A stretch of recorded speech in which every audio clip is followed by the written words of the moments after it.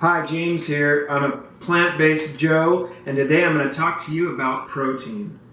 This is one of the most common questions I get as a vegan and a plant-based culinary artist, and I don't have a problem with it at all, and I love explaining it to people and showing them how simple it can be and what kind of a silly thing it is to worry about, to tell you the truth. Because if you're going to be doing a plant-based diet, I guarantee you are going to have the best sources of bioavailable protein that your body can imagine, and you will get in better shape than you've ever been. And there's a lot of great vegan athletes there that will attest to what I'm saying. And if they were not vegan and had switched to being vegan, they find they run circles around the old self they knew on meat in the sustained energy that they can provide on a vegan-based diet. So how do I do it on a day-to-day level? Well, I'll tell you, it's not as hard as you'd think. So I'll start my morning with from juicing from dark leafy greens, carrots, beets, oranges, and make a really good, very nutritious juice. As long as I got a lot of dark leafy greens in there, I know it's a protein-packed juice too. And I'll make some for the morning and put some in a jar to refuel myself with later in the day. That's a great way to start the day off with a great source of protein.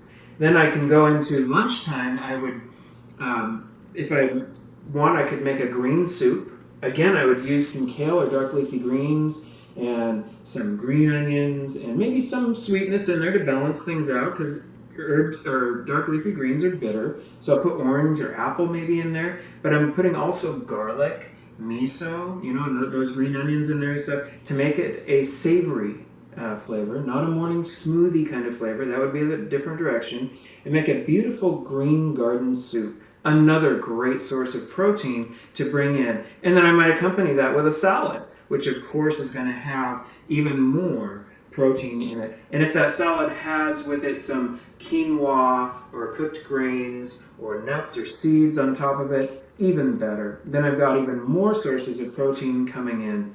Then in the evening, any number of great main course vegan dishes that I do and teach would be great and a great source of protein, and always including, again, a dark leafy green salad.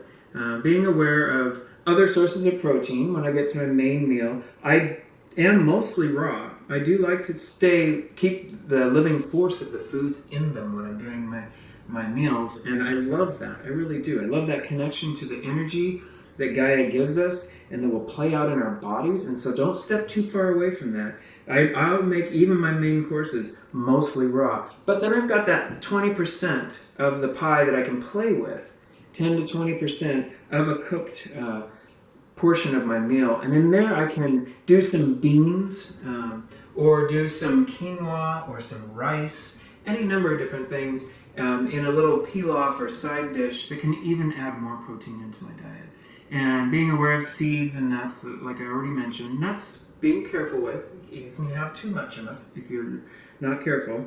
And I guarantee you, as long as you're doing that on a day-to-day basis, you're going to get a great source of protein for your body. And you will find yourself in shape like you haven't in years if you're making a switch to a plant-based diet, I believe. I do yoga every day.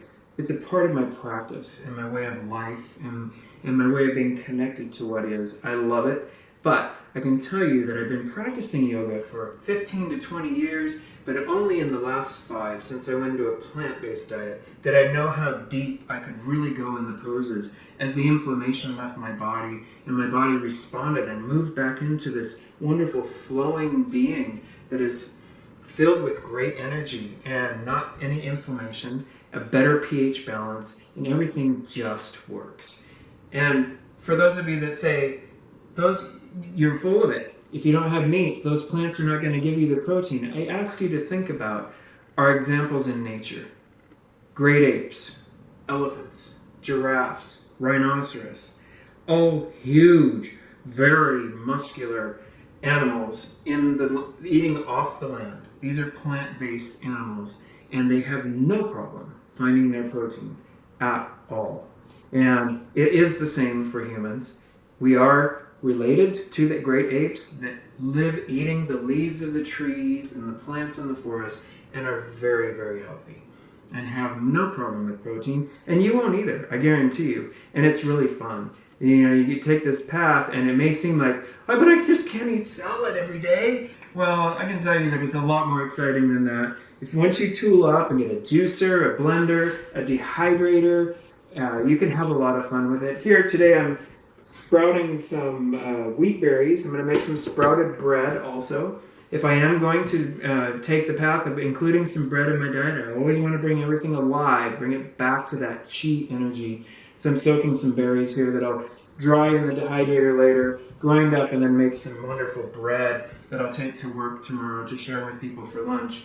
And it's another source of great protein too. Especially this one is rye and kamut that I'll be using actually, not wheat. But another great way to have another source of protein coming in, and very fun to do and plant-based. And honoring that chi living energy in the food is just a great thing. But to make a long story short, don't worry about protein. I guarantee you're going to have a lot of fun if you go into a plant-based diet. You'll be in better shape than you've been in years, and you're just going to love it. It's really fun. So have a great day, and don't worry about your protein.